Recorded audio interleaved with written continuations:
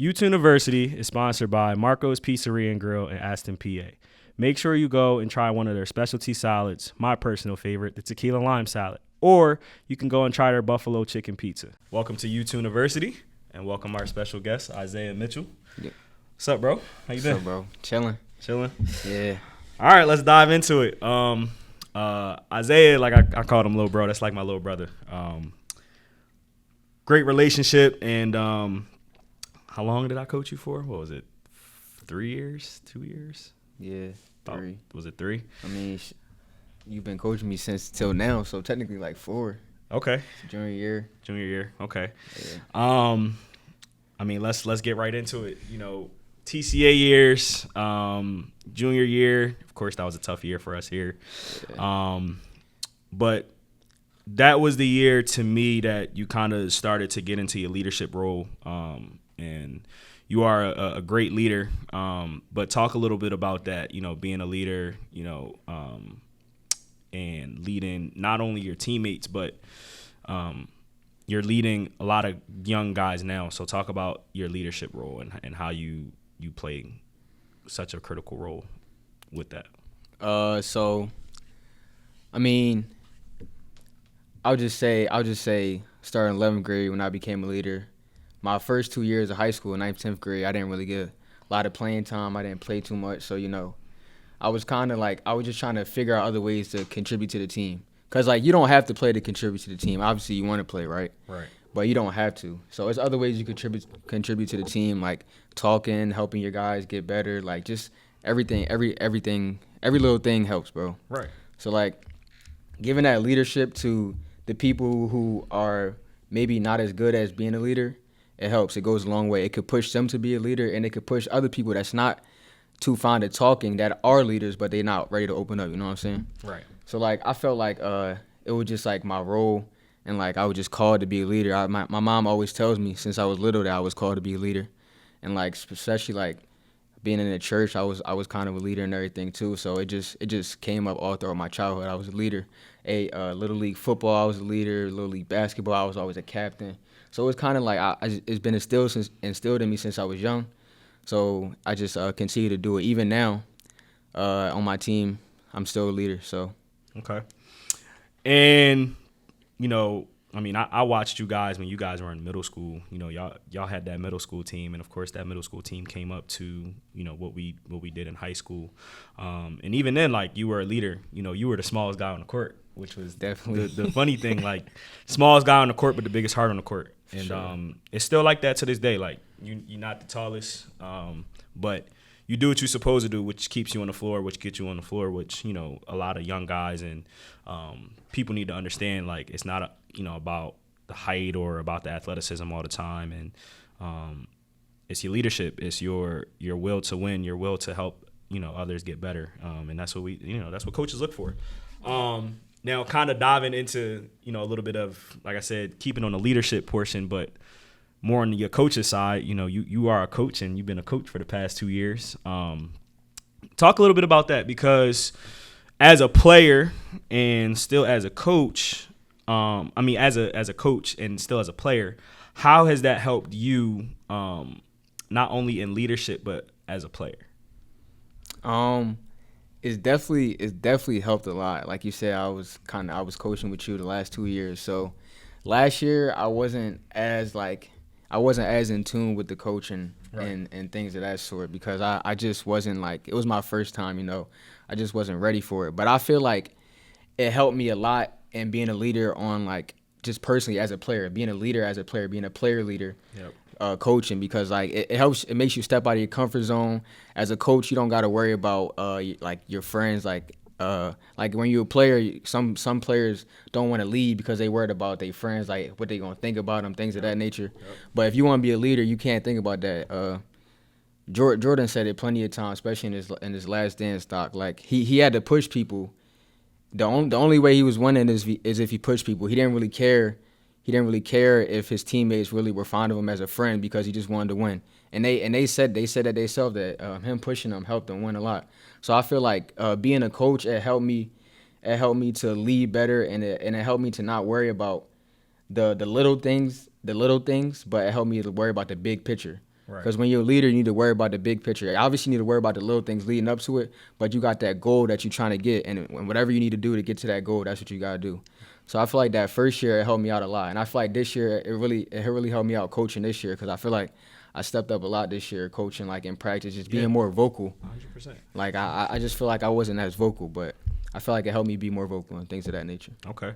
Yeah, and I mean, like, it's a lot of practices that, if I wasn't even there, I would trust for you to run, because, like you said, you took that next step and you took that head on, and like you coming in, you giving us drills, you helping these young guys out, teaching them the right way to, do small things, run the floor, communicate, play defense, and they need that, and they need that not just coming from me, because I've never played at that higher level. Like I've played with college guys, and I do open gyms with college guys and stuff of that nature, but I've never played. It's different. It's always a difference from the coach's side to the player side. You know what I'm saying? Word. And you come in and you give them that energy and that effort, and I know they appreciate it. Regardless if I know sometimes they hard headed, they don't listen. Yeah. It happens, but that's all a part of being a player too. Sure. Like.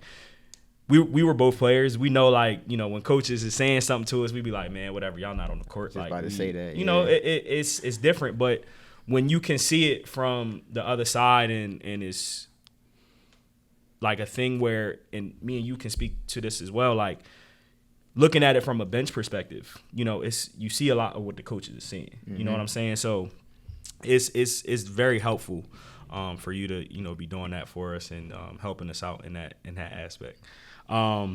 So talked a little bit about junior year, nothing crazy there. We're going to get into senior year, because that was a historical year, not just for you, but for this school in general, because we haven't seen that in, I think the last time was maybe 2001. Yeah. And that was 20 plus years ago. So let's dive into a little bit about the historical senior year that, we came in and that we did a little bit of. We were 21-6 or 22-6? We only lost 6 games. So it might have been 20. We lost 6 games? We only lost 6 games. We lost 6 games. You remember those games? So I do. And me and Grant actually talked about this the other day. Chester Charter. Mm-hmm. Sun Valley. Thanks, Bryson. Yeah. Norfolk. Right, that was that first John. Holy Ghost. Mm-hmm.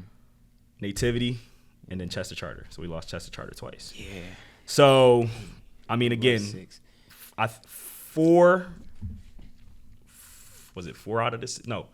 out of the 6 games were all, basically like championship games. Norfolk was a championship game in a tournament. Sun Valley, well, actually, that was a first round. Yeah, that was a first round game in the tournament.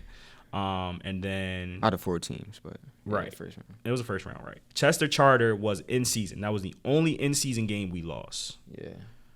And then undefeated in our league. Undefeated in the league. We were undefeated in BAL, so we were BAL champions. Yeah. And then we lost. We did lose the BAL championship technically to Holy Ghost, and then we lost Chester Charter District championship, and then we lost first round of states. So all the losses none of them were bad losses. It's not like any of the games we lost by 20 or 30 or I don't think any game we lost by 10. Double digits. Yeah. Like they were all close games. But that, again, it was a historical season. Like you said, we were undefeated in the league. We ran the league easily. Like it was nobody that was stopping you guys. Like, and it wasn't like it was like 2 or 3. Like, we had a whole roster of guys that basically could have played in college. And if not, they are playing in college now.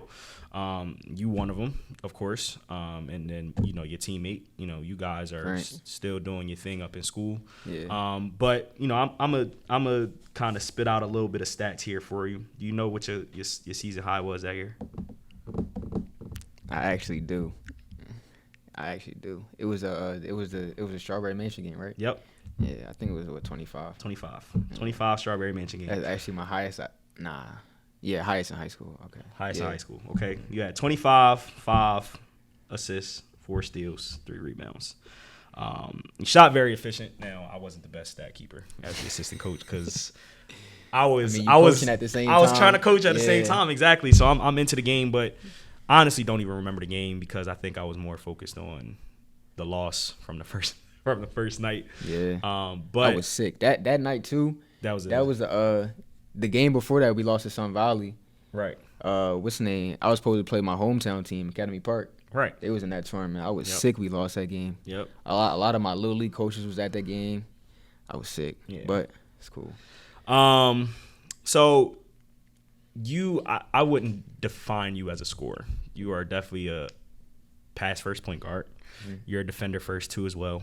You do those things on the floor, but dive into a little bit about that scoring nature, and that's something that me and you have been working on for the past couple of years too. Just opening up your offensive game a little bit and just getting more into that. So tell me a little bit about that scoring night if you can remember. I know it was a couple years ago, but dive into a little bit of that.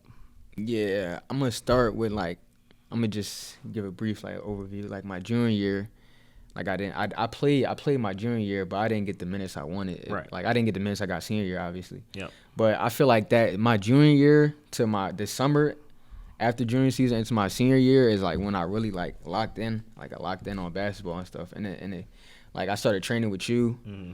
And then, like you said, we've been working on the offensive game since then. And I feel like that year, that summer helped me. I got a lot in my offensive game. Obviously, I learned a lot in my offensive game. I don't got a lot right now. I'm still working on it, obviously. Right. But I learned a lot through that summer. And just coming in that year, I was very confident. I knew I was probably gonna be second, third go-to guy for scoring, obviously. So I knew I had to step up in that sense. We needed, if we didn't have that second or third option scoring, then we wasn't gonna win a lot of games as we won. So yep. I feel like it was a confidence thing, and it was just a mental thing that I had to get over and just getting that. But that game, I think it was the first half I had I think I had 15 or 17 the first half. Okay. And I was I felt I was high, and I'm not gonna lie, I was honestly I think we won that game by a couple or not. I don't even know what the score was. Yeah, I think we was winning by a little bit. I'm not gonna lie, I kind of got a little greedy. I wanted 30. But my coach had took me out, and I had 20. I had 17 at halftime. Then third quarter, I scored I think 6 points or whatever. I don't know. I had 22 in the third quarter. Right. And then we was up by a lot, and then in the fourth quarter he wasn't trying to play me. I was begging him to get back in the game. I'm not gonna lie. And then he put me back in, and I just started. I just wasn't as hot as I was, and when I went in the first half, because I was just sitting. So, and then I just scored 3 more points, got my 25. But I feel like that first half I was just high. I was just feeling it, and just translated it to the scoreboard. Yeah. And again, it was a great night for you. And on that season, you averaged 10. And not a lot of guys average double-digit points in high school. It's millions, thousands of high schools around the world, if not millions. We got our ESPN 100s and all that, stuff like that. But, there's only a percentage of guys that get to play college basketball. Mm-hmm. And, again, offense isn't your first option. Mm-hmm. You show it on the defensive side, and you average 3 steals a game, 4 rebounds a game. And then that statistical part of it doesn't even tell us more about your defensive side of the game. And we talked about, the first thing was your leadership. That right there is basically the main thing on the defensive side of the ball. That leadership portion, that communication aspect. And you did a great job of that, your senior year, and not even just your senior year, but your junior year as well. So you had a couple double-doubles that year. Do you know how many you had that year? I don't actually. Okay. You had a couple double-doubles that year. One, of course, that stood out was the Lower Moreland game.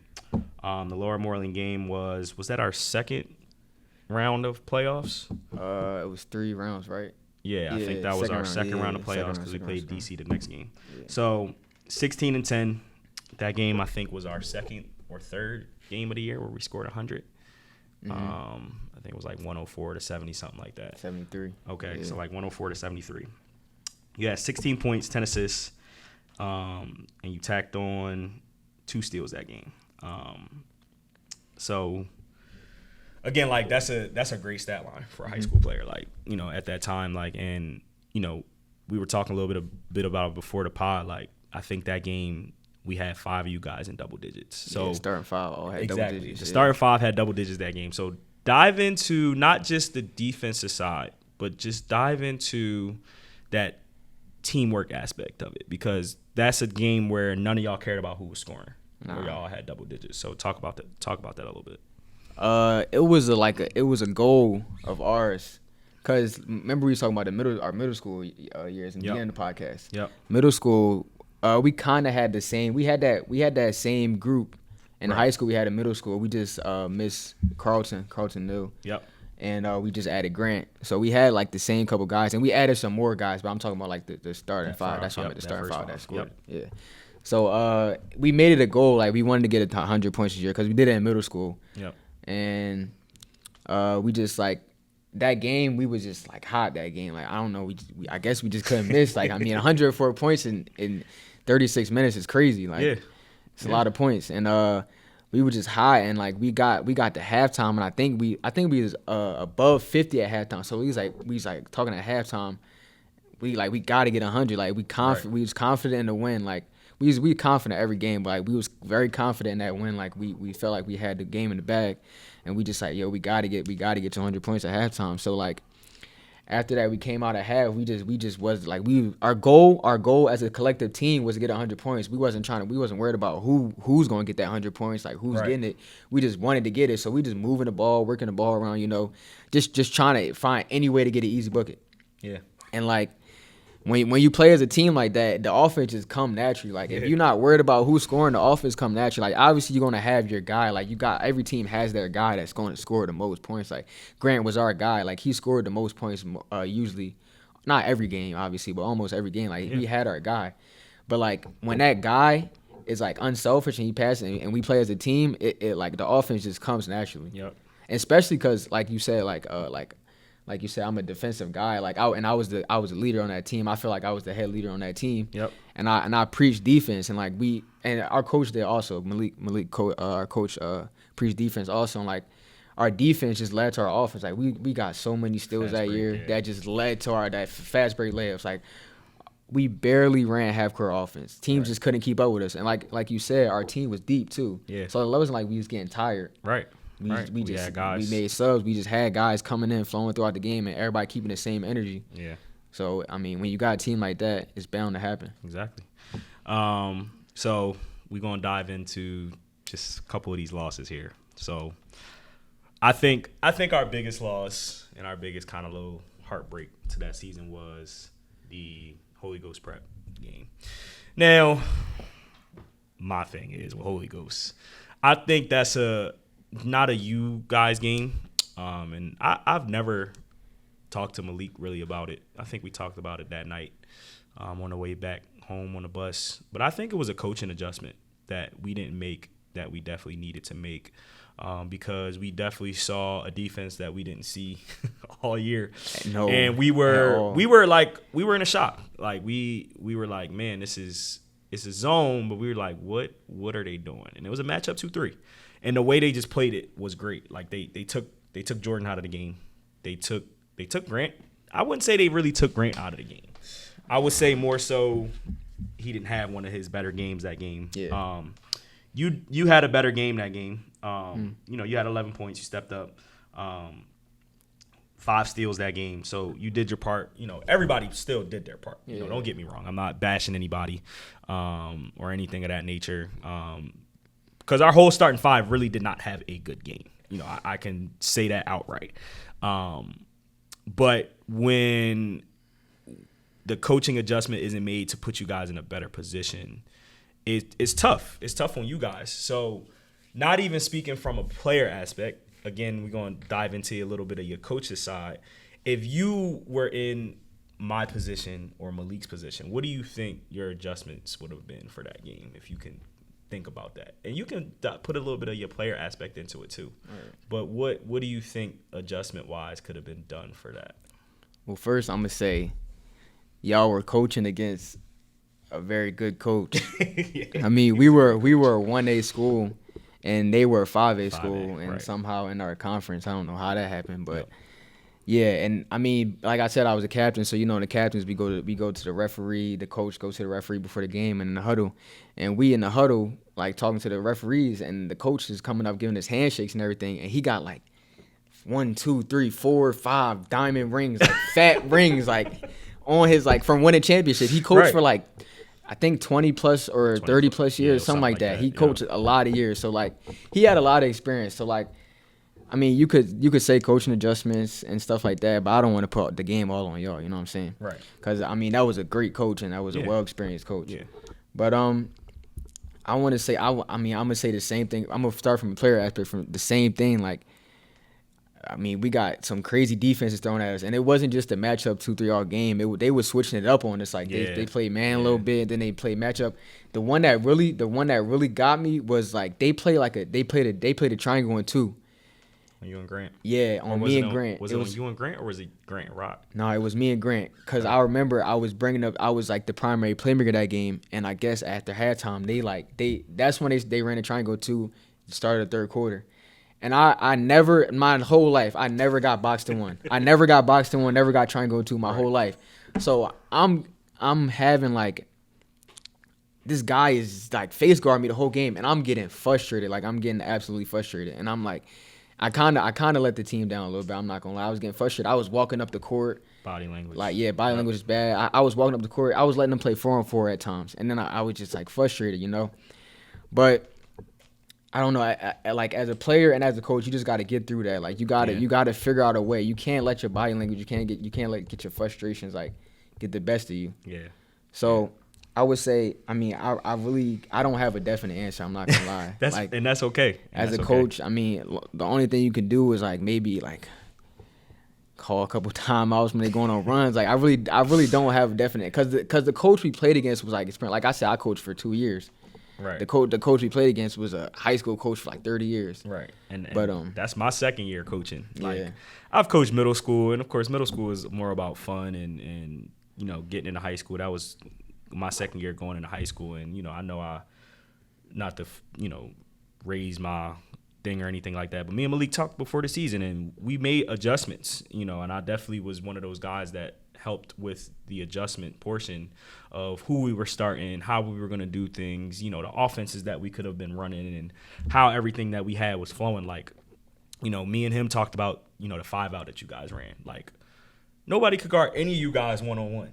And it was just, like you said, easy flowing. Even when we was to play against zones, like we were still going 5-out against zones because you were able to get to wherever you wanted. Any spot that you wanted, you were able to get to. You had Grant that was able to play at all 3 levels. You had Rock that was able to play at all 3 levels. You had Sam that was able to play at all 3 levels. And then you had Dom who could also play at, you know, minimal all 3 levels, but he could do those things. So when you have guys that can play at all 3 levels on the court, and also when you guys lock in on the defensive end, that stuff was just second to nature. But then again, when you see a coach and a team that's experienced and able to do those things, the same things that you guys were able to do, and granted, like they had probably 1 or 2 kids that were they were just well coached. They were well coached. We played against disciplined, and we played against other teams. Like he said, like that was up to our par. We played against other teams that was up to our par.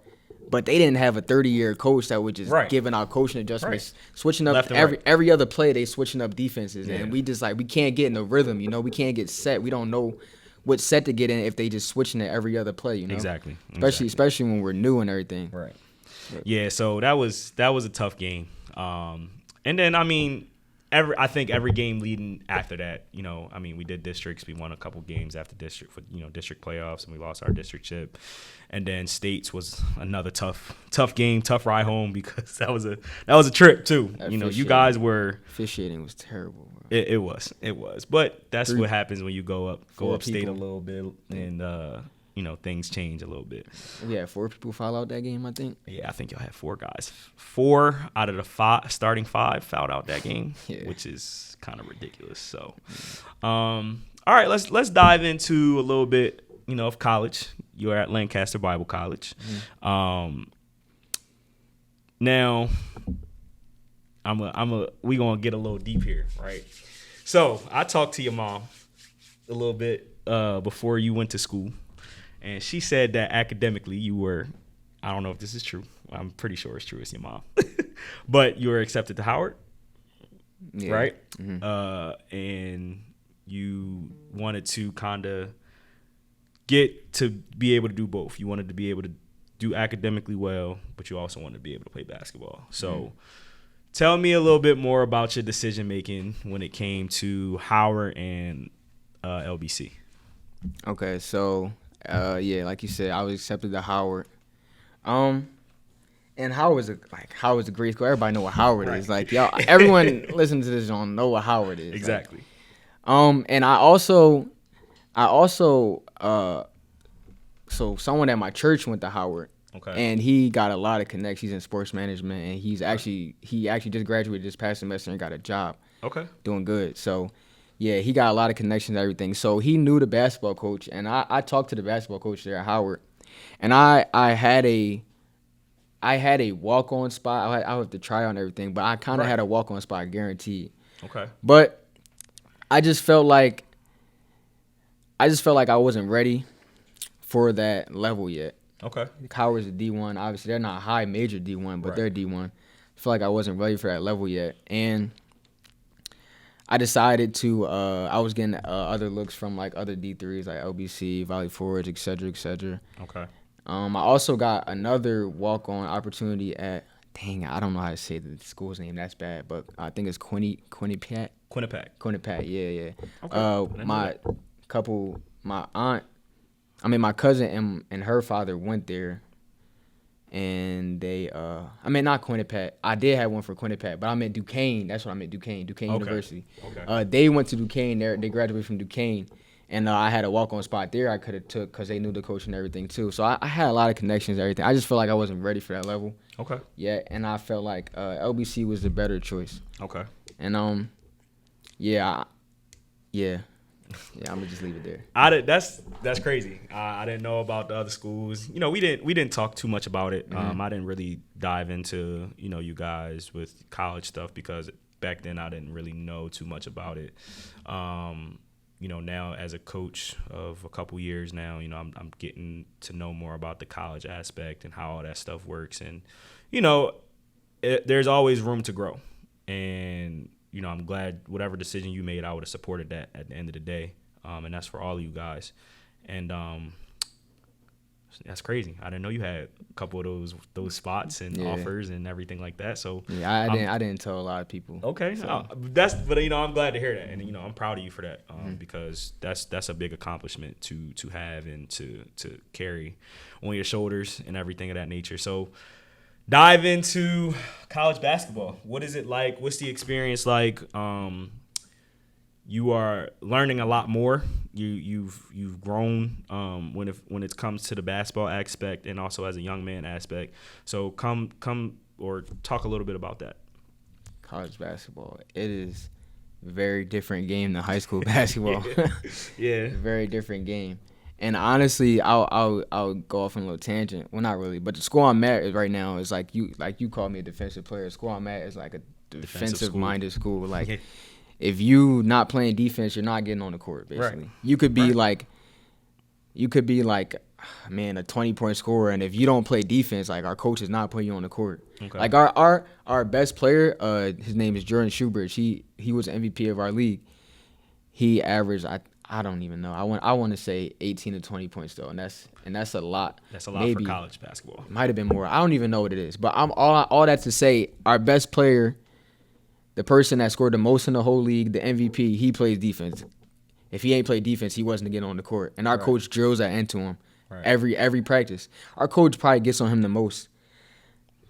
Because if you gotta be a leader. If you on that high pedestal, you gotta be a leader. You gotta do what you gotta do, exactly. And you gotta have people follow you. Yep. So but I would say college is a different level. It's just like it's way faster.